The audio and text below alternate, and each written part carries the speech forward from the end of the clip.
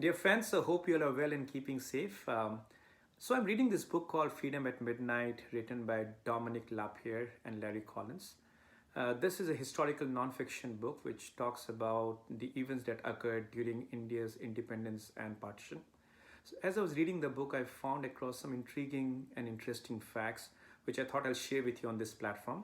I can assure you, if you stick around with me for 10 minutes, you'll absolutely enjoy what I'm going to depict and hopefully learn something as I did reading this book. I'm going to record this entire video in 5 segments. This is segment 1, where I'm going to more talk about the book and about a person known as Lord Mountbatten. He was the last serving British Viceroy to India.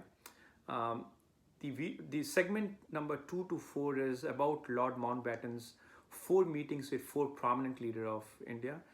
These meetings are absolutely important from a historical standpoint because these meetings kind of shaped his thinking process, which in turn were decisive of what he did with the Indian subcontinent, the faith and the resolutions he has passed. So here we go. This is segment 1. The book itself, let me tell you why I love this book. I love this book for 2 broad reasons out of many that I have. The core reason is, number one, both these authors are neither from United Kingdom nor they have any association with India, Pakistan or Bangladesh. They are independent. In fact, Dominic Lapierre is a French person and Larry Collins is from the US. They have a very independent view and a lens, so there is no biasness, so to say, in terms of writing this book. The second reason is they do tremendous amount of research. They have, in fact, spent 4 years researching about this book. They have traveled to London, to different parts of UK. They went to India and Pakistan, met different people, collected different artifacts, read the different written or not so written transcripts, and then they have brought this book together. So fascinating amount of research has gone into this, which make this work more authentic and real. That's my segment 1, first part, which is about the book. Next I'm going to talk about Lord Mountbatten. He was the last serving British Viceroy to India. He had a very important role to play, as well as a difficult one. To start with, he never wanted to come to India in the very first place. He tried everything in his might. He refused, but he could not succeed and finally landed in India in March of 1947. He had a difficult job. Reason being is his job was to take British out of Indian subcontinent, and all he has to do it with speed and essence, and at the same time with least amount of bloodshed. Not an easy job because India was a chaotic place at that point in time. There were riots going on. Hindus and Muslims were not seeing eye to eye. Complete chaos is how he described in his notes and his words back to the then British government. So what he thought is, when he landed there, he thought that the only way to do this is if I make the core leaders, the prominent leaders of then British India on his side, and if he can understand their point of view and can make them understand his point of view, probably this entire transition will be smoother and can be done faster and with least amount of bloodshed. So what he did was he labeled his entire operation as Operation Seduction. And during the first 6 weeks of his time when he landed India, he met 4 of the prominent leaders in a one-on-one setup over multiple meetings, A, to understand their point of view, and B, to make sure that he can make them feel that he is part of them, he and the leaders have the same goal. So that's about Lord Mountbatten. All the 4 leaders he met were very well read. All 4 were lawyers, all trained in London, and he had really a great time at least meeting some of them. So I'm going to talk about them in my segment 2 to 4. So that's my end of segment 1. Here comes segment 2. So his first meeting was with Jawaharlal Nehru. In his own words, Nehru was a genius. Nehru was a great orator. He was a smooth talker. He was a lawyer by profession. Spent about 7 years in London. In his earlier times, he never wanted to go in the path of getting India the freedom. In fact, he wanted to dine with the Britishers back in India, want to go to their club, but he was refused entry. And at that point in time, he joined Congress. He went up the ladder. Mahatma Gandhi was his guru, and he became his disciple. and Gandhi really liked him, and he rose up in the rank within Congress. Nehru and Lord Mountbatten clicked really well. In fact, two things they absolutely agreed upon in the very first meeting itself. First, speed is of essence. They need to do the entire British moving out of Indian subcontinent as fast and as smooth as possible. And second, any kind of partition will be a tragedy. While they agreed on that, they also knew that partition was inevitable. And Lord Mountbatten knew that the only person who could get him the partition, if there's a partition, who could stand against some of his leaders' belief was Nehru. So he trusted in Nehru. They became good friends and remained good friends for a long period of time. In his own words, he once told Nehru that, Mr. Nehru, I want you to regard me not as the last British Viceroy winding up the Raj, but the first to lead the way to New India.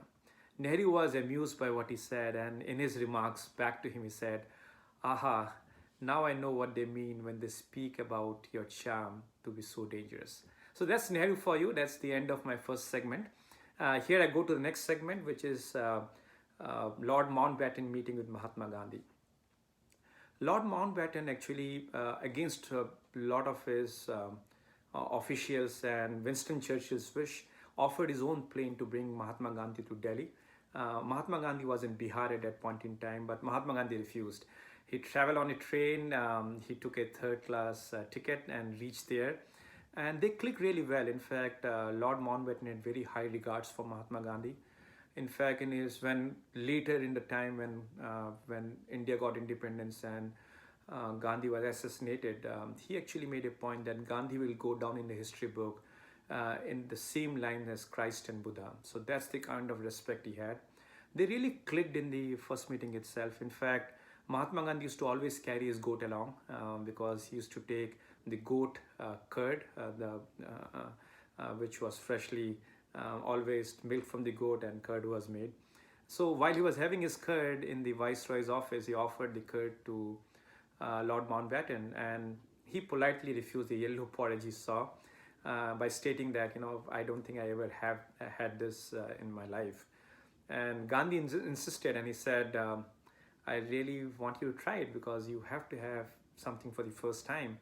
And so much was his devotion to make this entire thing happen. So he gave in to that request and he actually ate the yellow porridge. In his own words later on, he said it was ghastly tasted. So that showed how much he was willing to move forward to make sure that he can take the Indian leaders on his side. Mahatma Gandhi was absolutely against partition. He never wanted partition. They had a long conversation. Lord Mountbatten told Mahatma Gandhi that, look, I'm okay not to have partition. Even I don't want partition, but give me a way. I don't see any way without partition. To that, Mahatma Gandhi really thought deep, and he thought he had the master stroke. His point was, how about I give Mohammed Ali Jinnah, who was the Muslim leader, the entire India. I mean, he can be the prime minister. And he was so confident that he can make his own disciple, his followers like Nehru, Vallabhbhai Patel, understand his point of view. But that way, Jinnah can get the prime minister role and India can get its freedom without getting partition. Lord Mountbatten said, look, if you can make it happen, I'll be more than happy. But make it happen for me. And Gandhi was very happy. So one of the quotation that was made in the book was, as he was walking out of the Viceroy's office, there were reporters all around. They asked Gandhi, how did the meeting go? And in turn, he smiled and said, I think I have turned the tide. So that was Mahatma Gandhi for you. The third person he met was Vallabhbhai Patel. This was a tough meeting. Vallabhbhai Patel was known to be tough. He was known to be a person with a straight face, a poker face, never giving anything away. When Vallabhbhai Patel met Mountbatten, he wrote something as a note on a piece of paper and pushed it to Lord Mountbatten to read and follow. What was written on the paper was not told in the book, neither I'm aware of. But what I know from reading the book is Lord Mountbatten didn't like it and he pushed it back to Vallabhbhai Patel by saying that I cannot agree to this. So that pushing went on for some time, and finally, Lord Mountbatten got frustrated and said, I exactly know what I want to do. I want to order my planes. A confused Vallabhbhai Patel told uh, Lord Mountbatten, "Why so?" And he said, "Because I want to go back." He further said, "I never wanted the job in the first place, and I was looking for someone like you to give me an excuse to throw this away so that I can get out of this misery." Vallabhbhai Patel was taken aback. He observed him for some time, and uh, there was a silence for a long time, an uneasy silence for a long time, and finally, Vallabhbhai Patel took that piece of paper and tore it off. And as I was tearing it off, he said, "The awful part is, I think you mean every word you say." To that, Lord Mountbatten said, "Yes, I damn well meant every word. If you would have not agreed, I would have taken the plane and went back to my home." That was Vallabhbhai Patel's segment number 3 for you. One more very interesting thing about Vallabhbhai Patel is, he was a man to his roots. At the age of 33, by saving every rupee and a penny, he actually went to London to get his law degree. And the day he got it, he walked to the docks and took the ship back to India. He worked as a lawyer for the mill workers for a long period of time, fighting for their rights. And then he joined Congress, walked this way up. In fact, his turning point was in one of the occasion Gandhi wanted a big meeting to be organized with 80,000 plus people from 137 odd villages outside of Mumbai, and now then Bombay, now Mumbai. And that job was given to Vallabhbhai Patel, and Gandhi was very less hopeful of any good turnout, and he was more than surprised when there was 87,000 people there from 137 villages standing there. So Vallabhbhai Patel got his blessings from Mahatma Gandhi. He became a trusted advisor, and he also grew up the rank, and he got the same stage as of Nehru within the Congress party. Also, Vallabhbhai Patel, he was never against the partition. He said he was old enough, he wanted to see the freedom. He said if they want Pakistan, let them take it. And in his own words, in 5 years down, they will not be able to handle it. They come back to us. So that was Vallabhbhai Patel for you. Segment 3. Segment 3 was Vallabhbhai Patel. Now I come to segment 4. Segment 4 and the last segment is about Jinnah, Mohammed Ali Jinnah, who was a Muslim leader who was vehemently opposing the idea of one India. He wanted to, separate out. He wanted Pakistan. Interesting enough, if you see, long ago, he was the one who was gluing the Hindu and Muslims together. He never wanted a partition. In fact, back in 1933, Rahmat Ali, who was known to be the founder of the Pakistan theme, he was presenting to Muhammad Ali Jinnah so that he can get his buy-in for a independent Pakistan. At that point in time, he said it's an impossible dream. And why would we separate? We want to have one India. But something happened in the year 1937. There was an election where he didn't see many of the Muslim leaders where Hindu-dominated areas were there, and he thought the only way Muslims can get any voice is by having a country of their own. And he stood by that. He wanted a portion of Punjab and portion of West Bengal, and he opposed every idea of Lord Mountbatten. Lord Mountbatten was opposing the idea of a partition.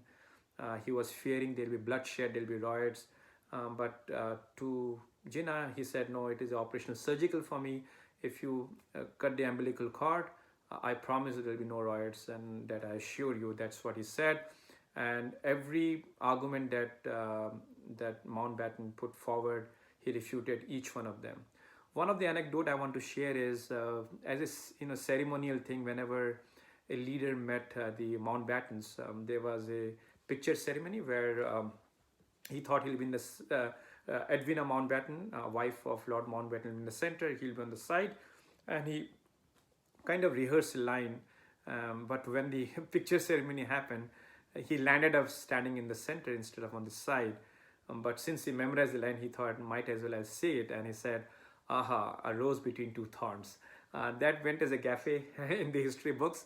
I thought I'll share with you. But those are my quick read. I hope you learned with me along some of the conversation and how they shaped some of the decision Lord Mountbatten took in terms of whether to partition India or not, if to partition, how to partition, the thought process of the leaders, how they came together, how Gandhi was so confident about making his leader understand that by giving Jinnah, the partition can be avoided, and how wrong he was. So all of those historical facts, and when I pondered, like you will also, what could have been done differently so that maybe the course of the action may be different. Maybe there were no partition. Maybe there was partition but no bloodshed. We'll talk more about that in the upcoming videos. If you do like what you hear, please give a shout out, leave a comment, give a thumbs up, or pass the message to your fellow subscribers. Thank you once again for lending your ears to me.